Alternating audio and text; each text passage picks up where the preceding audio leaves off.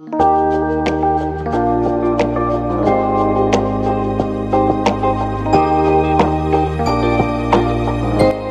sebelum kita mulai, semua baik-baik aja ya. Jadi, kali ini saya akan membahas tentang Starbucks. Nah, sangat penting banget nih dengan CEO-nya nih, yang namanya Howard Schultz. Dia tuh menyelamatkan 3 kali Starbucks. Wah, gimana nih keseruannya nih. Nah, simak terus ya sampai selesai. Nah, dulu Starbucks merupakan perusahaan retail biji kopi. Terus ada lagi daun teh, kemudian rempah-rempah. Nah, ini Starbucksnya dulunya itu didirikan oleh 3 orang nih. Yang pertama itu ada Gordon Bowker, yang kedua itu ada J. Baldwin, dan yang terakhir itu ada Zeb Seegi. Namun, karena masalah finansial pada tahun 1971, para founder itu menawarkan kepada Howard. Nah, Howard itu dulunya itu pernah kerja di Starbucks menjadi direktur marketing. Nah, ini foundernya itu menawarkan ke Howard untuk membeli Starbucks dengan harga 3,8 juta dolar untuk 6 gerai. Ya, itu sangat fantasi sih. Howard sangat tertarik nih dan langsung mencari investor dengan konsep Starbucks yang Howard usung. Jadi Howard itu pernah kerja, terus kemudian dia keluar membuat kayak coffee shop sendiri karena di Starbucks itu tidak diterima idenya. Nah, Howard sangat tertarik sih dan langsung mencari investor kan, yaitu coffee shop bergaya Italia. Nah, coffee shop yang punya Howard ini itu bergaya Italia nih teman-teman. Nah, itu terinspirasi dari mana? Dia pernah ke Italia untuk riset atau liburan, terus dia ke coffee shop. Nah, dia menemukan keunikan yang lainnya, seperti jadi menikmati kopi itu nggak langsung bubuk gitu, tapi dengan santai dan relax, sambil kerja di coffee shop itu bisa. Nah, kemudian Howard itu berhasil mendapatkan 3,8 juta dolar untuk membeli Starbucks. Alhasil, Starbucks dapat terus bertahan nih, di mana Starbucks berhasil menghadirkan pengalaman minum kopi yang spesial bagi pelanggannya. Jadi, Howard itu menghadirkan sesuatu yang berbeda di coffee shopnya. Nah, ini ada penyampan kedua nih. Tahun 2005, Jim Donald menggantikan Howard sebagai CEO. Starbucks mulai menjual produk yang jauh dari nilai utamanya, seperti DVD, serta merubah mesinnya menjadi otomatis dan menjaga biji kopi agar mudah dipindahkan. Lalu, krisis finansial Amerika melanda yang menyebabkan penjualan Starbucks menurun. Jadi tahun 2005 itu di Amerika tuh krisis ekonomi. Namun sebelum krisis terjadi, Starbucks juga sudah mengalami penurunan penjualan. Sebelum krisis itu terjadi, Starbucks itu jualnya menurun sih.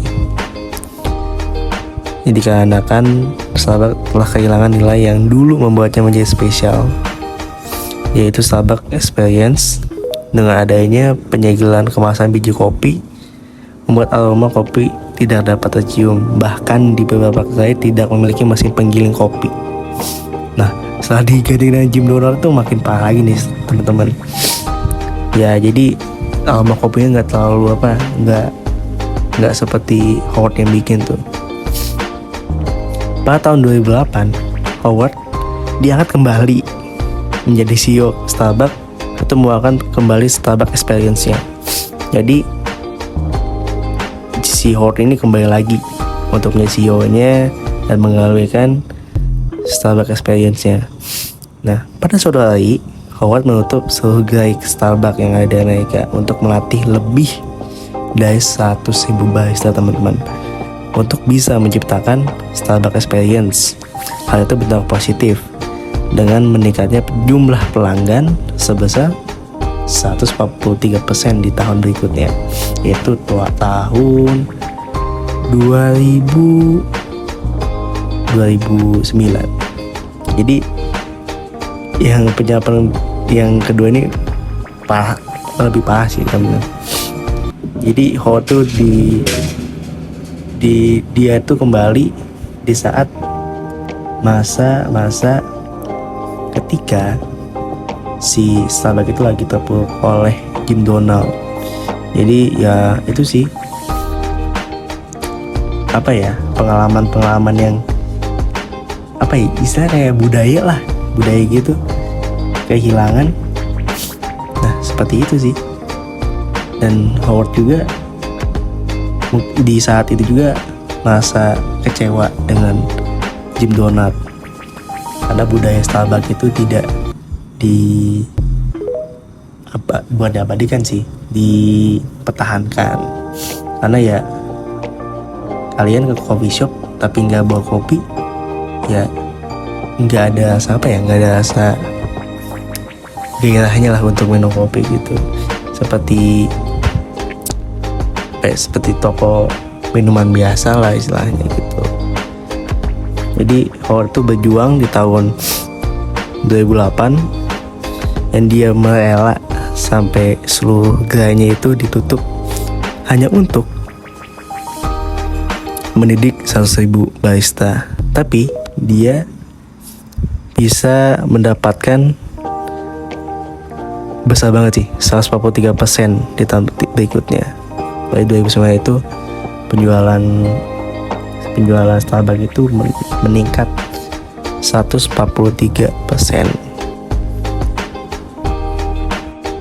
Nah ini ada pendapat lagi yang ketiga nih teman-teman nih. Pada tahun 2002 itu dia pernah berhenti nih, dia jadi CEO lagi Starbucks di sebelum 2022 lah.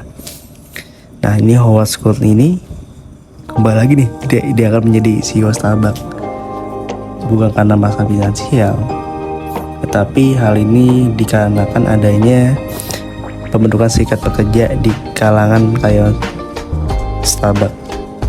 Sedangkan hal ini merupakan hal yang bertentangan dengan nilai-nilai yang dijunjung tinggi oleh Starbucks. Jadi tahun 2022 itu Howard Schultz ini diangkat lagi teman-teman oleh Starbucks jadi CEO lagi, karena ya pekerja itu tidak menangkap budaya Starbucks yang dulu lagi gitu. Nah itu mempengaruhi besar sih kepada experience-nya pelanggan juga sih menurut saya. Nah itu di Starbucks itu pada tahun 2002 tuh bukan kayaknya sih, kayak bilang tadi, perbedaan budaya sih. Nah bagi Howard, tanda kegagalan seorang pemimpin adalah ketika para karyawannya membutuhkan serikat pekerja. Howard mengatakan, jika karyawan memiliki keyakinan pada saya dan motif saya, mereka tidak akan membutuhkan serikat pekerja gitu. Jadi menurut Howard itu kegagalan seorang pemimpin itu adalah ketika para karyawannya membutuhkan serikat kerja. Dan di bulan April 2022, Starbucks membatalkan rencana membeli kembali saham senilai $28 miliar. Alasannya adalah keputusan ini memungkinkan kami atau Starbucks untuk menginvestasikan lebih banyak keuntungan kepada karyawan dan gaya kami untuk mengambil hati para pemangku kepentingan.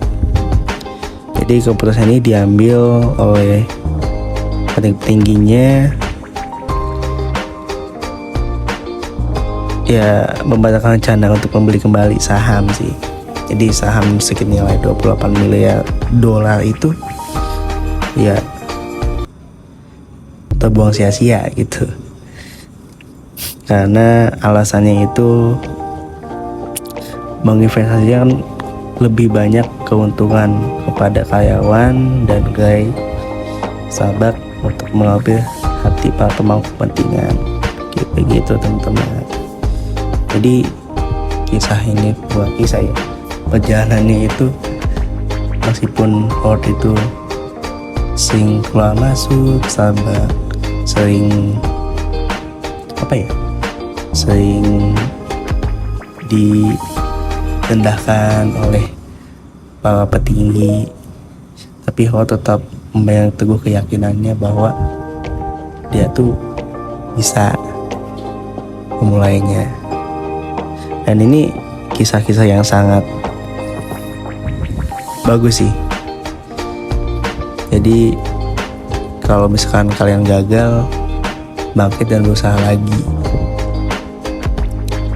Ya banyak sih anak-anak muda sekarang tuh yang udah gagal tapi gak mau bangkit. Itu Howard itu sebagai cerminan lah gitu. Dan Howard ini jatuh bangun sendiri, terus kemudian dia memotivasi dirinya untuk menjadi lebih baik dan menemukan solusi di Starbucks. Sering menemukan solusi di Starbucks. Jadi ya sebenarnya Howard ini sebagai pahlawan